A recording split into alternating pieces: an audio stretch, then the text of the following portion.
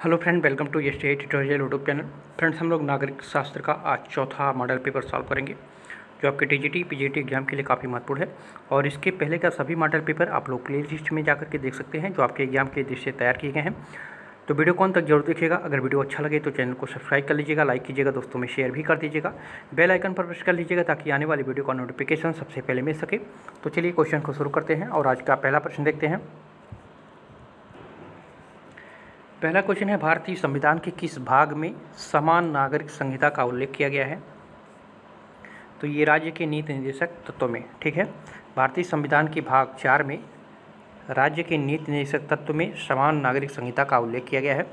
और अनुच्छेद 44 के अनुसार जो है भारत के समस्त राज्य क्षेत्र में नागरिकों के लिए एक समान सिविल संहिता प्राप्त करने का प्रयास करेगा, ऐसा बताया गया है अनुच्छेद 44 में। तो यहाँ पे भी ऑप्शन आपका सही हो जाएगा।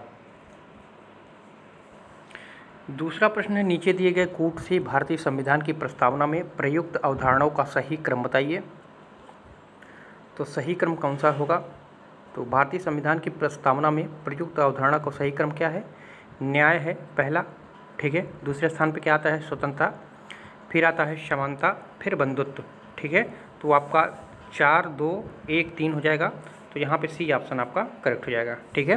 क्योंकि प्रस्तावना में कहा गया है कि हम भारत के लोग भारत को एक संपूर्ण प्रभुत्व संपन्न समाजवादी धर्मनिरपेक्ष लोकतंत्रात्मक गणराज्य बनाने के लिए तथा उसके समस्त नागरिकों को सामाजिक, आर्थिक और राजनीतिक न्याय, विचार, अभिव्यक्ति, विश्वास, धर्म और उपासना की स्वतंत्रता, प्रतिष्ठा व अवसर की क्षमता प्राप्त करने के लिए जो है उन सब में व्यक्ति की गरिमा और राष्ट्र की एकता तथा अखंडता सुनिश्चित करने वाली बंधुता बढ़ाने के लिए दृढ़ संकल्प होकर अपनी इस संविधान सभा में आज 26 नवंबर 1949 को एतद द्वारा संविधान को अंगीकृत, अधिनियमित और आत्मनिर्मित करते हैं। तो उसमें सबसे पहले है, देख लीजिए, न्याय है, उसके बाद विचार है, उसके बाद अभिव्यक्ति है, उसके बाद विश्वास है, उसके बाद जो है उपासना है, उसके बाद स्वतंत्रता है, ठीक है। तो न्याय के बाद स्वतंत्रता आ जाएगा, उसके बाद समानता है, फिर बंधुत्व। तो यहाँ पे सी ऑप्शन आपका करेक्ट हो जाएगा। तीसरा नंबर क्वेश्चन है, समाजवादी विचार का संबंध है। तो समाजवादी विचार का किससे संबंधित है? तो आर्थिक समानता से, ठीक है। सी ऑप्शन आपका करेक्ट हो जाएगा, बी ऑप्शन आपका करेक्ट हो जाएगा। समाजवादी विचारधारा का संबंध आर्थिक समानता से है। समाजवादी विचारधारा उदारवाद, व्यक्तिवाद के प्रतिक्रिया स्वरूप उत्पन्न हुआ है। जहाँ पूंजीवाद स्वतंत्रता को केंद्रीय धारण मानता है, वहीं समाजवाद जो है व्यक्ति की समानता को आधारभूत मानता है। तो यहाँ पे बी ऑप्शन आपका करेक्ट हो जाएगा। चौथा नंबर क्वेश्चन है, लॉर्ड मिंटो ने सर्वाधिक खतरनाक व्यक्ति के रूप में वर्णन किसका किया है? खतरनाक व्यक्ति के रूप में वर्णन किसका किया है? तो ये अरविंद घोष को, ठीक है। बी ऑप्शन आपका करेक्ट हो जाएगा। लॉर्ड मिंटो ने जो है सर्वाधिक खतरनाक व्यक्ति के रूप में अरविंद घोष का वर्णन किया है। अगला क्वेश्चन है, विश्लेषणोत्तरांत ऑस्टिन के सिद्धांत में संप्रभु के पास है। तो संप्रभु के पास जो है मात्र अधिकार है, कर्तव्य नहीं है, ठीक है। तो सी ऑप्शन आपका करेक्ट हो जाएगा। विश्लेषण के उपरांत जो है ऑस्टिन के सिद्धांत में संप्रभु के पास मात्र अधिकार है, कर्तव्य नहीं है। तो यहाँ पे सी ऑप्शन करेक्ट हो जाएगा। छठवां नंबर क्वेश्चन है, संप्रभुता के अद्वैतवादी सिद्धांत का मुख्य दोष यह है कि वह सभी शक्तियाँ एक निश्चित मानव श्रेष्ठ में निहित कर देता है। सभी शक्तियाँ जो है एक निश्चित मानव श्रेष्ठ में निहित कर देता है, ठीक है। संप्रभुता के अद्वैतवादी सिद्धांत का मुख्य दोष यह है कि वह सभी शक्तियाँ एक निश्चित मानव श्रेष्ठ में निहित कर देता है।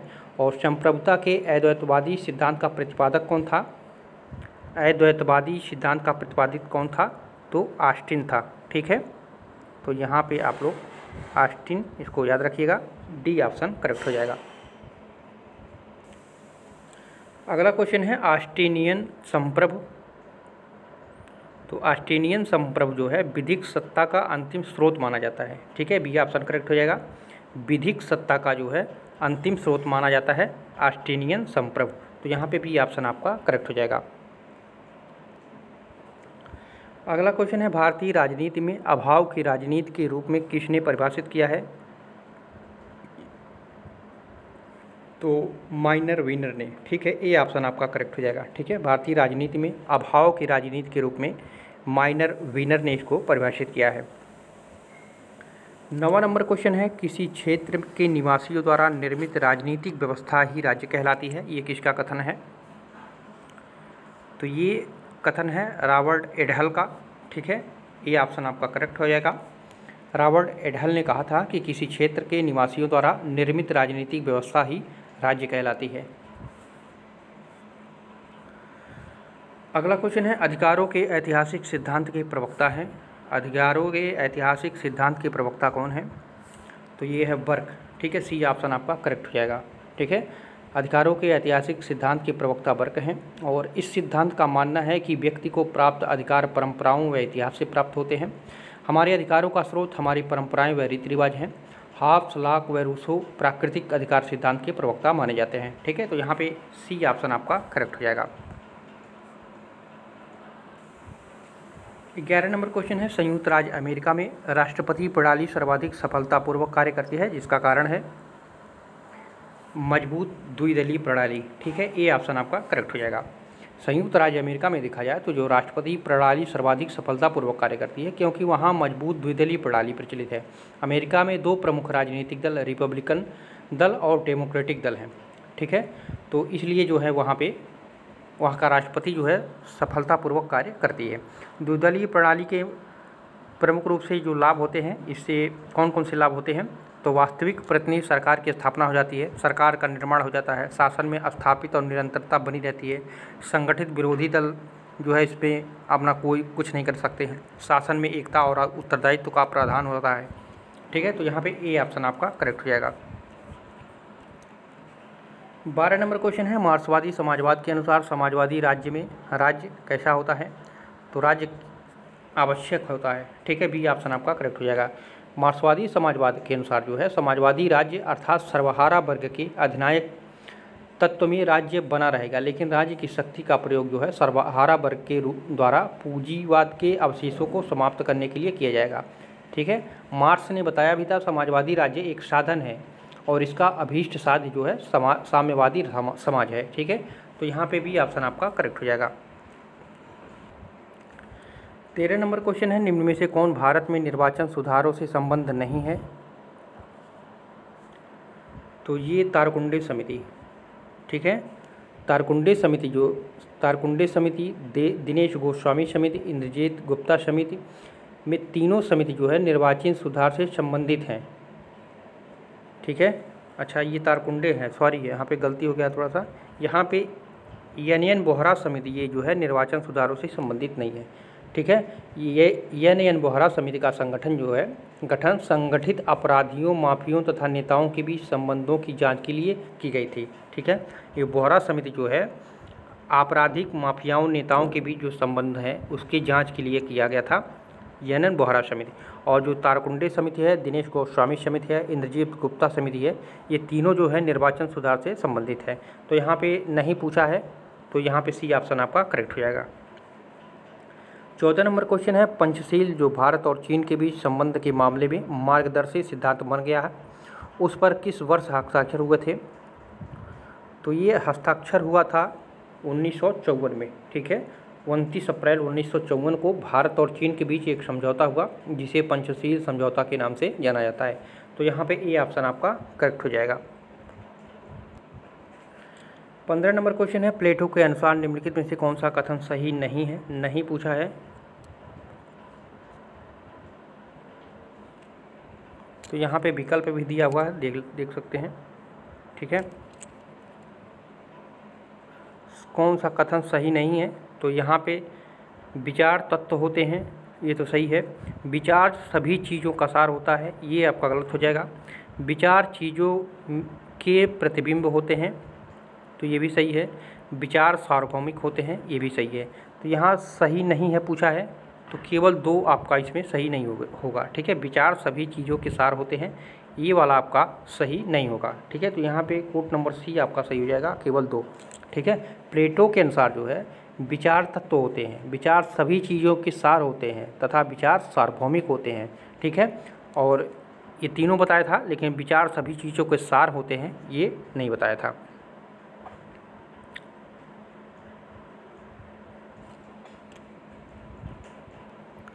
यहाँ पे थोड़ा सा आप लोग करेक्शन कर लीजिएगा। ठीक है, 15 नंबर क्वेश्चन में विचार तत्व होते हैं, ऐसा प्लेटो ने कहा था। विचार सभी चीज़ों के सार होते हैं, ऐसा भी कहा था। विचार चीज़ों का प्रतिबिंब होते हैं, ये नहीं कहा था। ठीक है, तो तीसरा इसमें गलत हो जा रहा है। और विचार सार्वभौमिक होते हैं। ठीक है, तो यहाँ पे डी ऑप्शन आपका सही हो जाएगा। केवल 3 इसमें जो है गलत है। ठीक है, यहाँ सही नहीं पूछा है, तो तीसरा इसमें आपका गलत हो। प्लेटो ये नहीं बताया था कि विचार चीज़ों का प्रतिबिंब होता है। ठीक है, तो इसको करेक्शन कर लीजिएगा आप लोग थोड़ा सा। अगला क्वेश्चन है, जिस प्रकार घुन लगी हुई लकड़ी जल्द नष्ट हो जाती है, उसी प्रकार जिस राजकुल के राजकुमार शिक्षित नहीं होते, वह राजकुल बिना किसी युद्ध आदि के स्वयं नष्ट हो जाते हैं। यह कथन किसका है? तो ये कथन था कौटिल्य का। ठीक है, बी ऑप्शन करेक्ट हो जाएगा। कौटिल्य ने कहा था जिस प्रकार घुन लगी हुई लकड़ी जल्द नष्ट हो जाती है, उसी प्रकार जिस राजकुल में राजकुमार शिक्षित नहीं होते, वह राजकुल बिना किसी युद्ध आदि के स्वयं नष्ट हो जाता है। ठीक है, तो ये कथन था कौटिल्य का। 17 नंबर क्वेश्चन है, कौटिल्य ने दूतों को उनकी योग्यता तथा कार्य के अनुसार कितनी श्रेणियों में रखा है? तो वो 3 श्रेणी में रखा था। ठीक है, पहला था निश्रिष्टार्थ, दूसरा था परिमितार्थ, ठीक है, तीसरा था शासनाहार। इन 3 श्रेणियों में रखा था। ठीक है, कौटिल्य ने दूतों को उनकी योग्यता तथा कार्य के अनुसार 3 श्रेणियों में रखा था, निश्रिष्टार्थ, परिमितार्थ और शासनाहार में। तो यहाँ पे बी ऑप्शन आपका करेक्ट हो जाएगा। अगला क्वेश्चन है, मार्क्सवाद स्थापित करना चाहता है तो न्याय संगत समाज, उत्पादन एवं वितरण पर आधारित समाज और शोषक वर्ग विहीन समाज, ये सभी का स्थापना करना चाहता है। तो यहाँ पे डी ऑप्शन आपका करेक्ट हो जाएगा। अगला क्वेश्चन है, सर्वाधिकारवादी विचारधारा का उदाहरण है। तो सर्वाधिकारवादी विचारधारा का उदाहरण है फांसीवाद विचारधारा। ठीक है, डी ऑप्शन आपका करेक्ट हो जाएगा। ठीक है, सर्वाधिकारवाद के विभिन्न रूप मिलते हैं, पर इसके मुख्य रूप देखा जाए तो 2 रूप हैं। एक वामपंथी सर्वाधिकारवाद अर्थात जिसको साम्यवाद कहते हैं, और दूसरा फांसीवाद। ठीक है, तो यहाँ पे डी ऑप्शन आपका करेक्ट हो जाएगा।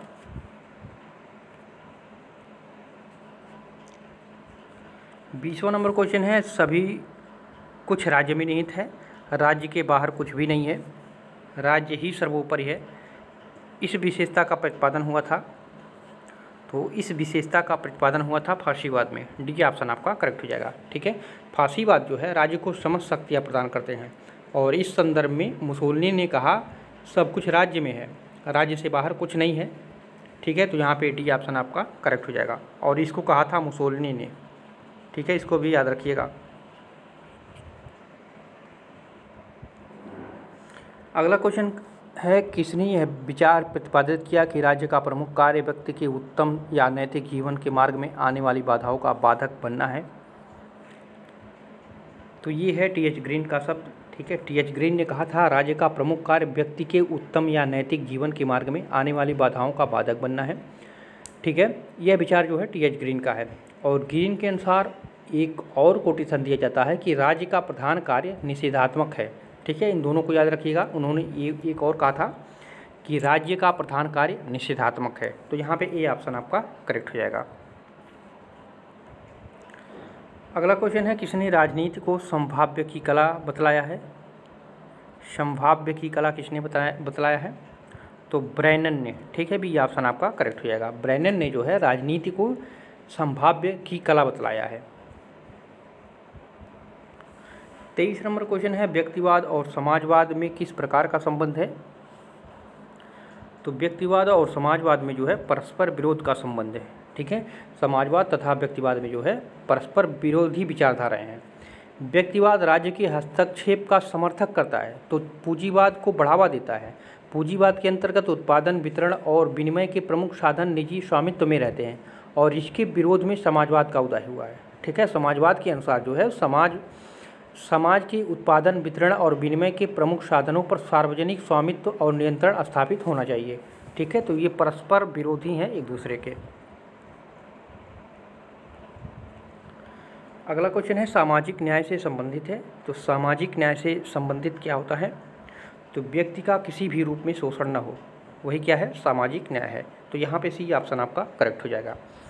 सामाजिक न्याय से संबंध है व्यक्ति का किसी भी रूप में शोषण न हो, समाज में व्यक्ति में भेदभाव न करना तथा प्रत्येक व्यक्ति को अपने विकास के लिए अवसर देना सामाजिक न्याय कहलाता है। ठीक है, तो यहाँ पे सी ऑप्शन आपका करेक्ट हो जाएगा।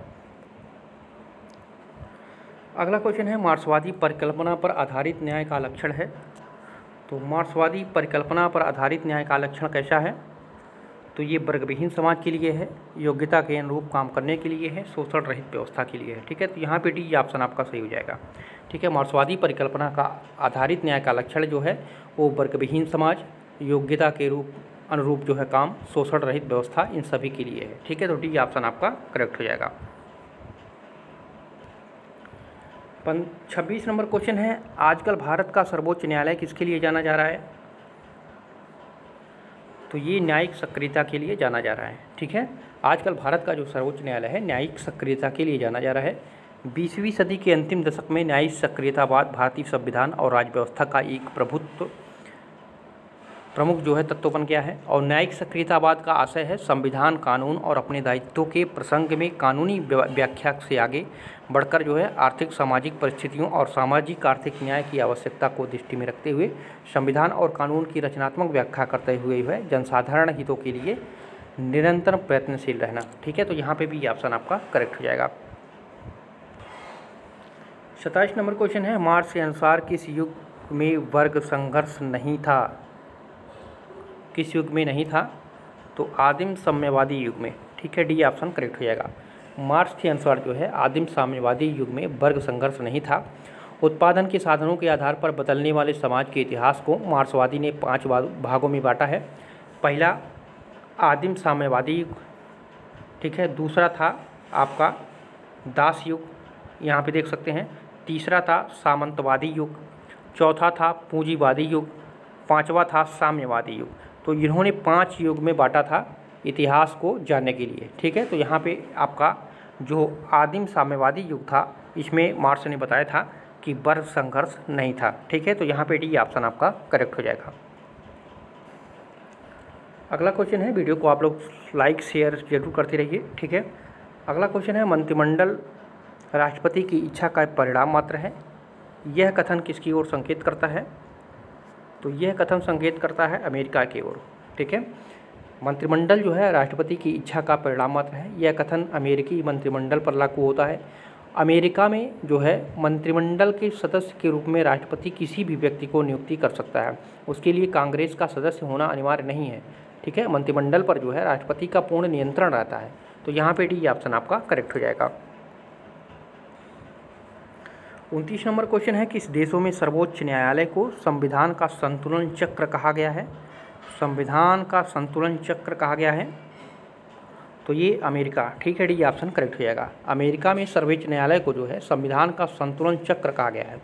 न्यायिक निरीक्षण की शक्ति के कारण जो है अमेरिका का सर्वोच्च न्यायालय तीसरा सदन बन गया है।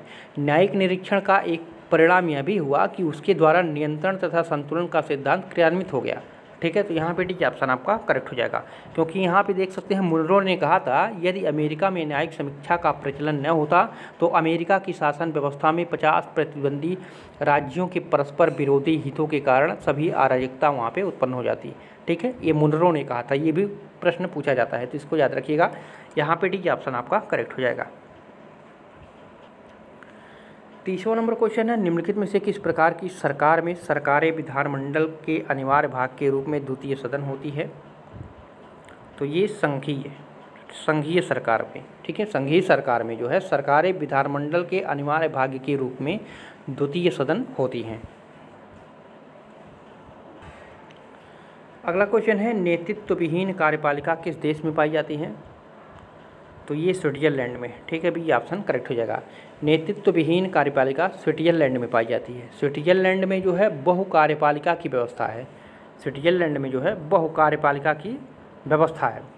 स्विट्जरलैंड की कार्यपालिका को संघीय परिषद कहते हैं और संघीय परिषद के सदस्यों की संख्या कितनी होती है? तो 7 होती है। ठीक है, जिनका चुनाव जो है स्विट्जरलैंड की संसद सभा के दोनों सदनों की संयुक्त बैठक में की जाती है। संघीय परिषद के अध्यक्ष को राष्ट्रपति कहा जाता है। संघीय परिषद के अध्यक्ष की कोई विशेष शक्तियां नहीं होती है, वह संघीय परिषद के अन्य सदस्यों की भांति अपने विभाग का प्रधान होता है। ठीक है, तो सारे पॉइंट को याद रखिएगा, बी ऑप्शन आपका करेक्ट हो जाएगा। अगला क्वेश्चन है, निम्नलिखित चिंतकों में से किन्हें सामान्यतः दार्शनिक उपागम की संस्थापक समझा जाता है? तो ये प्लेटो एवं अरस्तु को, ठीक है, प्लेटो और अरस्तु को जो है सामान्यतः दार्शनिक उपागम का संस्थापक समझा जाता है। और हाफस्लाक रूसो जो हैं ये सामाजिक समझौता से संबंधित हैं, ठीक है, ये सामाजिक समझौता से जाने जाते हैं। और बेंथम हो गया, जी एस मिल हो गया, ये उपयोगितावाद सिद्धांत से जाने जाते हैं, ठीक है, ये उपयोगितावाद सिद्धांत से जाने जाते हैं। और कांट हो गया, हीगल हो गया, ये जो है आदर्शवाद से संबंधित है, ठीक है। तो यहाँ पे चारों आपको याद रखिएगा। तो ये दार्शनिक उपागम के रूप में जाने जाते हैं प्लेटो और अरस्तु। तो यहाँ पे ए ऑप्शन आपका करेक्ट हो जाएगा।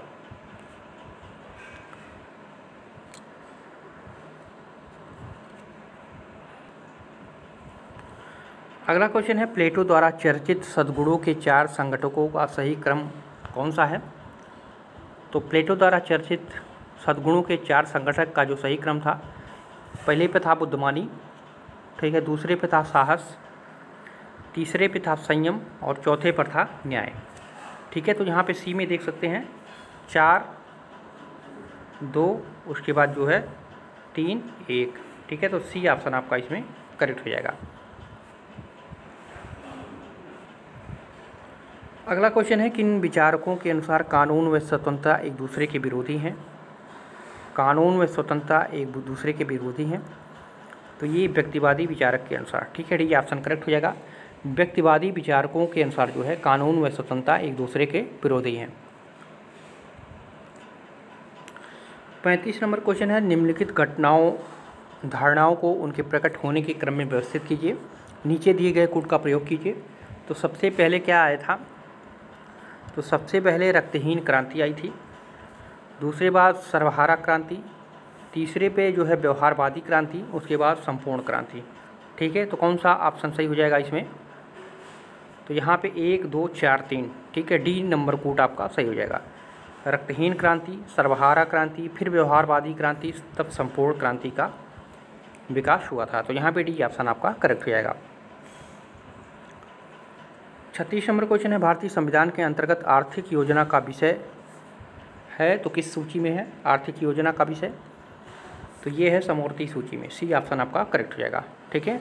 समवर्ती सूची की प्रविष्ट संख्या 20 जो है ये आर्थिक योजना का उल्लेख करती है। इस सूची में कुल कितने विषय हैं? तो 47 विषय हैं।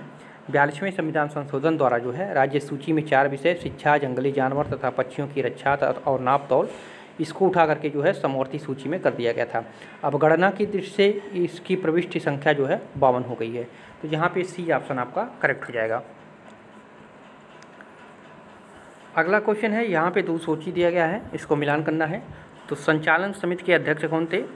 तो संचालन समिति के अध्यक्ष थे डॉक्टर राजेंद्र प्रसाद, ठीक है। तो ए में 2 हो जाएगा। मूल अधिकार उप समिति के अध्यक्ष कौन थे? तो ये थे डॉक्टर जे.बी. कृपलानी, तो बी में आपका 3 सही हो जाएगा।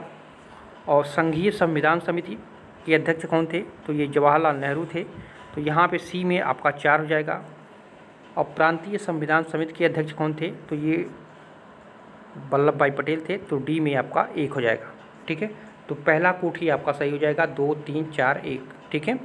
तो कूट नंबर ए आपका इसमें सही हो जाएगा। 38 नंबर क्वेश्चन है, निम्नलिखित में से कौन से तरीकों से अल्पमतों का प्रतिनिधित्व सुनिश्चित किया जाता है? तो ये first past the post system के अनुसार, ठीक है। और देखा जाए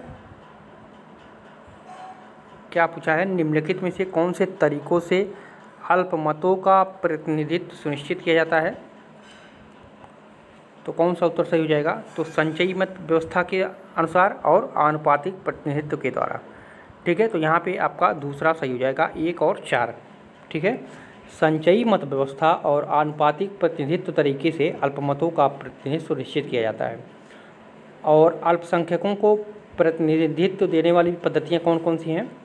तो आनुपातिक प्रतिनिधित्व, एकत्र मत योजना, सीमित मतदान योजना, द्वितीय मतपत्र योजना, ये सभी योजनाएं जो हैं अल्पसंख्यक अल्पसंख्यकों के लिए बनाया गया है। ठीक है, तो यहाँ अल्पमतों का पूछा है, तो बी ऑप्शन आपका सही हो जाएगा, संचयी मत व्यवस्था के द्वारा और आनुपातिक प्रतिनिधित्व के द्वारा।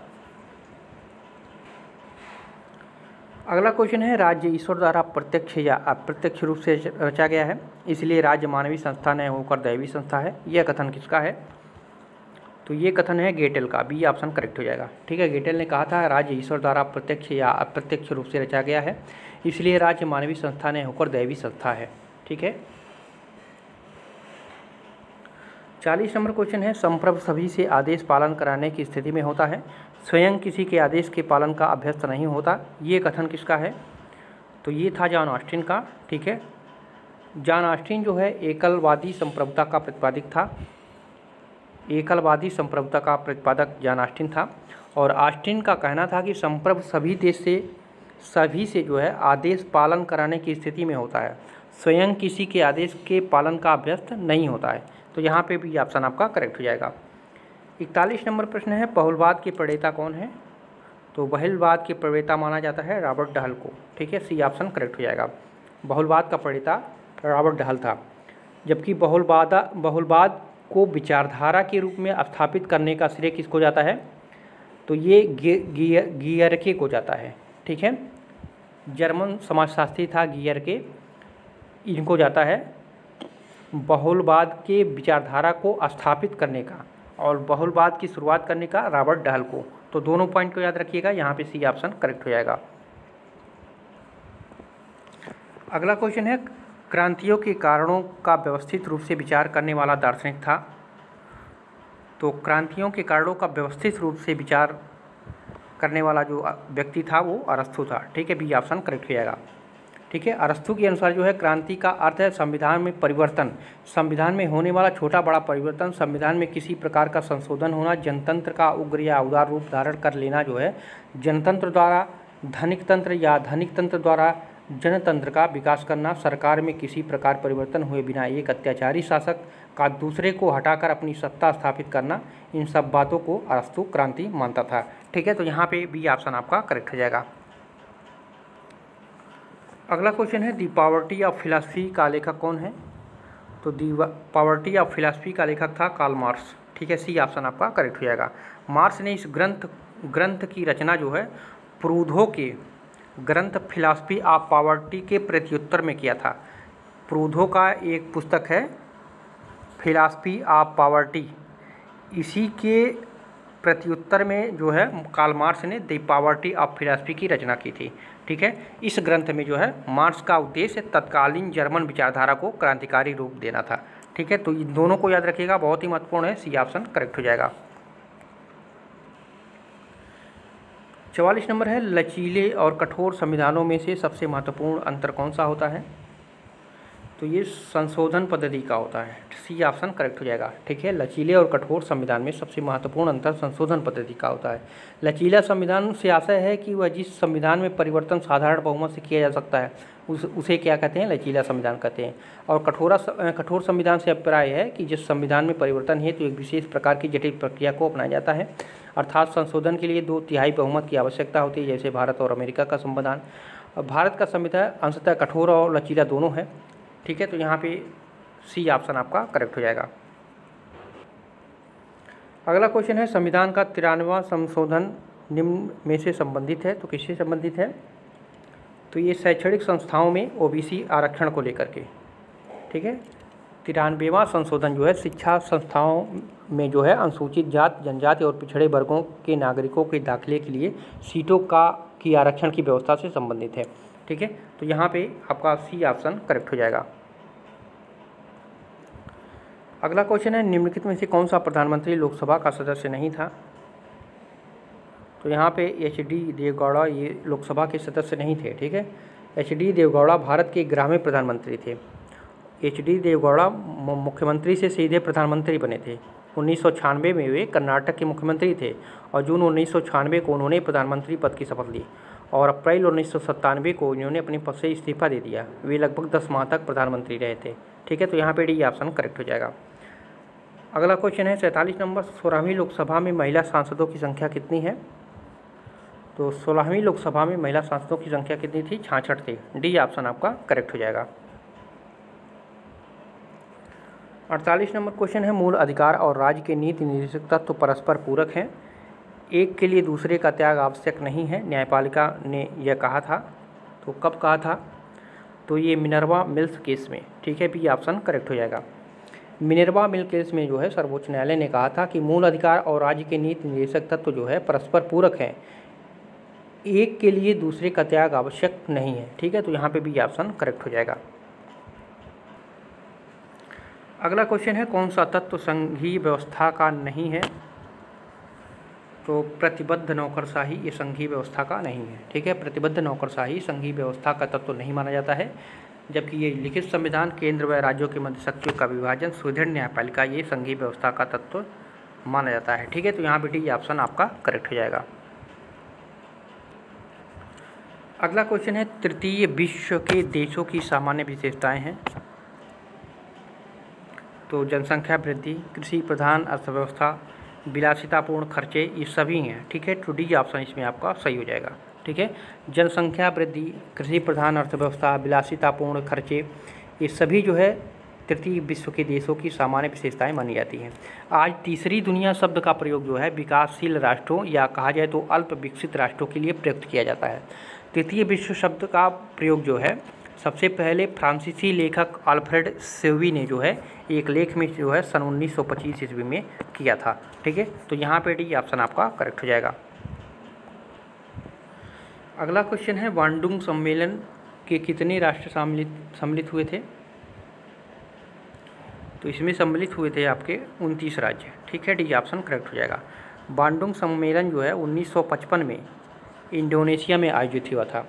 18 से 24 अप्रैल 1955 में Indonesia, Myanmar, Ceylon, Sri Lanka, Bharat व पाकिस्तान द्वारा जो है बांडुंग, इंडोनेशिया को बांडुंग कहा जाता है, ठीक है, इसमें जो है एशियाई और अफ्रीकी देशों की एक बैठक आयोजित की गई थी, इसी को जो है बांडुंग सम्मेलन कहा गया, और इस सम्मेलन में जो है 29 देशों ने जो है सम्मिलित हुए थे, तो यहाँ पे डी ऑप्शन आपका करेक्ट हो जाएगा।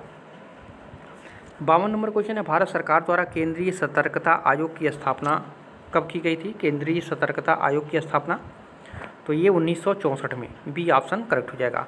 केंद्रीय सतर्कता आयोग भारत सरकार की एक परामर्शदात्री संस्था है और इसकी स्थापना जो है केंद्र सरकार के विभागों में प्रशासनिक भ्रष्टाचार की जांच करने के उद्देश्य से संथानम समिति की अनुशंसा पर जो है 1964 में कार्यपालिका के एक संकल्प के द्वारा की गई थी, और 23 अगस्त 1998 को जारी राष्ट्रपति के अध्यादेश द्वारा इसे संवैधानिक और बहुसदस्यीय बना दिया गया, ठीक है, और संसद द्वारा जो है 2003 में सीबीसी को एक सांविधिक निकाय के रूप में जो है इसको मान्यता प्रदान कर दी गई थी, ठीक है, तो इसकी जो मतलब स्थापना हुई थी 1964 में हुई थी। अगला क्वेश्चन है, भारत में महिलाओं के लिए स्थान आरक्षित है? तो ये आरक्षित है पंचायती राज संस्थाओं में, ठीक है, सी ऑप्शन आपका इसमें करेक्ट हो जाएगा। अगला क्वेश्चन है, किस आदेश द्वारा उच्च न्यायालय निम्न न्यायालय को ऐसा कार्य करने से रोकता है जो उसके अधिकार क्षेत्र में नहीं है? तो सही उत्तर जाएगा आपका प्रतिषेध, ठीक है। यह रिट जो होता है प्रतिषेध सर्वोच्च न्यायालय तथा उच्च न्यायालय द्वारा निम्न न्यायालयों तथा अर्धन्यायिक न्यायाधिकरणों के विरुद्ध जो है जारी किया जाता है। इसके द्वारा जो है अधीनस्थ न्यायालय को ऐसी अधिकारिता का प्रयोग करने से निषिद्ध किया जाता है जो उनके अधिकार क्षेत्र में नहीं है, ठीक है, तो यहाँ पे ए ऑप्शन आपका करेक्ट हो जाएगा। अगला क्वेश्चन है, निम्न में से कौन एक अधिकार का लक्षण नहीं है? तो यहाँ पे समाज का संरक्षण ये अधिकार का लक्षण नहीं है, ठीक है। अधिकार की सामान्य धारणा के आधार पर अगर देखा जाए तो अधिकार के लक्षण जो होते हैं वो कल्याणकारी स्वरूप होते हैं, लोकहित का प्रयोग होता है, राज्य का संरक्षण होता है, सामाजिक स्वरूप होता है, सार्वभौमिकता होता है, ठीक है, जिसमें समाज का संरक्षण जो है ये अधिकार का लक्षण नहीं माना जाता है, तो यहाँ पे आपका डी ऑप्शन करेक्ट हो जाएगा। 56 नंबर क्वेश्चन है, प्राकृतिक अधिकारों के सिद्धांत की पुष्टि की गई है? तो ये केवल कुछ उदारवादियों के द्वारा, ठीक है, बी ऑप्शन आपका करेक्ट हो जाएगा। हाब्स ने जीवन के अधिकार को प्राकृतिक अधिकार माना तथा लॉक ने जीवन, स्वतंत्रता तथा संपत्ति के अधिकार को प्राकृतिक अधिकार माना, ठीक है। और देखा जाए तो स्पेंसर ने स्वाधीनता के अधिकार को प्राकृतिक अधिकार माना। इस प्रकार जो है कुछ उदारवादियों द्वारा प्राकृतिक अधिकारों के सिद्धांत की पुष्टि की गई है, ठीक है। तो यहाँ पे भी ऑप्शन आपका करेक्ट हो जाएगा। अगला क्वेश्चन है, कथन कारण दिया है भारत संघ नहीं है, तो ये तो बिल्कुल गलत हो जा रहा है, ठीक है, भारत संघ है। कारण में दिया है किसी भी राज्य का क्षेत्र सीमा नाम उसकी सहमति के बिना भी परिवर्तित करने की शक्ति संघीय संसद को प्राप्त है, ये सही है। यानी ए गलत है, आर सही है, कथन गलत है, कारण सही है, ठीक है। तो यहाँ पे आपका डी ऑप्शन सही हो जाएगा, ठीक है। अनुच्छेद 1 के अनुसार भारत राज्यों का संघ है, ऐसा कहा गया है, भारत राज्यों का संघ है, यहाँ पे नहीं दिया है इसलिए गलत हो जा रहा है, ठीक है। किसी राज्य की सीमा क्षेत्र नाम में परिवर्तन हेतु जो है राज्यों की सहमति अनुच्छेद 3 के अनुसार आवश्यक है किंतु बाध्यकारी नहीं है, अतः संसद बिना राज्यों की सहमति के ऐसा कर सकती है। तो यानी ये आपका कारण सही हो जा रहा है, तो यहाँ पे डी ऑप्शन आपका करेक्ट हो जाएगा। 58 नंबर क्वेश्चन है, यदि लोग सद्गुणी हैं, चरित्रवान हैं तो कानून की कोई आवश्यकता नहीं है। कानून की आवश्यकता तो वहीं होती है जहां लोगों का चरित्र ठीक नहीं होता। यह कथन किसका है? तो ये कथन है प्लेटो का, ठीक है, ए ऑप्शन आपका करेक्ट हो जाएगा। प्लेटो ने कहा था कि यदि लोग सद्गुणी हैं, चरित्रवान हैं तो कानून की कोई आवश्यकता नहीं है। कानून की आवश्यकता तो वहीं होती है जहाँ लोगों का चरित्र ठीक नहीं होता है। अगला क्वेश्चन है, निम्नलिखित में से कौन सा कथन सत्य है? संयुक्त राज्य अमेरिका में सरकार की संघीय प्रणाली है, तो कौन सा कथन सत्य है? ये भी सत्य है, ठीक है, पहला ही सत्य है। और भारत में सरकार की संघीय और एकात्मक दोनों प्रकार की प्रणाली है, तो ये गलत है, ठीक है। भारत संविधान में भारत को राज्यों का संघ बताया गया है, किंतु संविधान के कुछ प्रावधानों राज्य की अपेक्षा केंद्र और ज़्यादा शक्तिशाली बनाने पर जोर देता है। इसलिए कुछ विद्वान जो है भारत संविधान को एक संघात्मक एवं एकात्मक प्रणालियों का मिश्रण मानते हैं, ठीक है। तो फ्रांस सरकार में संघीय प्रणाली है,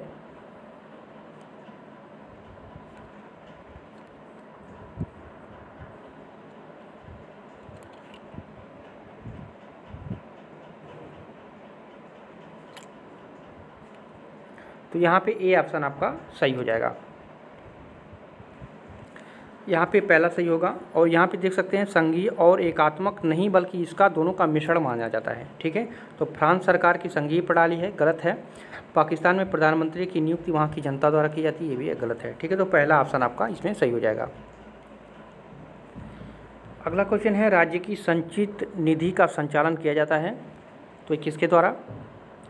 तो राज्य की संचित निधि का संचालन जो है राज्य विधानमंडल द्वारा किया जाता है। तो यहाँ पे राज्य विधानमंडल दिया नहीं है, राज्य के राज्यपाल नहीं, राज्य के मुख्यमंत्री नहीं, राज्य के वित्त मंत्री नहीं, ठीक है। तो यहाँ कोई सही नहीं होगा। तो राज्य की जो संचित निधि है ये राज्य विधानमंडल द्वारा जो है किया जाता है, तो इसको याद रखिएगा, यहाँ पे डी ऑप्शन सही हो जाएगा। अगला क्वेश्चन है, राजनीति विज्ञान राज्य और सरकार की सामान्य समस्याओं का अध्ययन करता है, यह कथन किसका है? तो ये है गिलक्राइस्ट का, सी ऑप्शन करेक्ट हो जाएगा, ठीक है। राजनीति विज्ञान राज्य और सरकार दोनों का अध्ययन करता है, गिलक्राइस्ट ने बताया था, तो यहाँ पे सी ऑप्शन आपका करेक्ट हो जाएगा। अगला क्वेश्चन है, निम्न में से किसने कहा है कि भारतीय संविधान समयानुसार एकात्मक और संघात्मक हो सकता है? तो ये कहा था डॉक्टर भीमराव अंबेडकर ने, बी ऑप्शन आपका करेक्ट हो जाएगा, ठीक है। डॉक्टर अंबेडकर ने कहा था भारतीय संविधान समय के अनुसार एकात्मक और संघात्मक हो सकता है।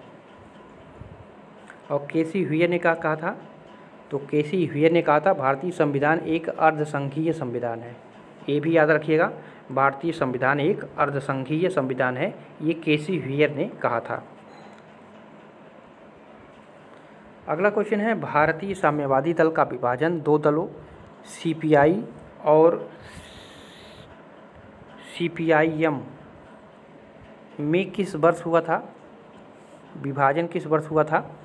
तो ये हुआ था 1964 में, ठीक है। भारतीय साम्यवादी दल का विभाजन जो है भारत की कम्युनिस्ट पार्टी, ये जो सीपीआई है, ठीक है, और भारत की कम्युनिस्ट पार्टी मार्क्सवादी CPIM में जो है 30 अक्टूबर से 7 नवंबर 1964 को कलकत्ता में हुई 7वीं पार्टी सम्मेलन में जो है इसका विभाजन हो गया था। ठीक है, तो यहाँ पे बी ऑप्शन आपका करेक्ट हो जाएगा।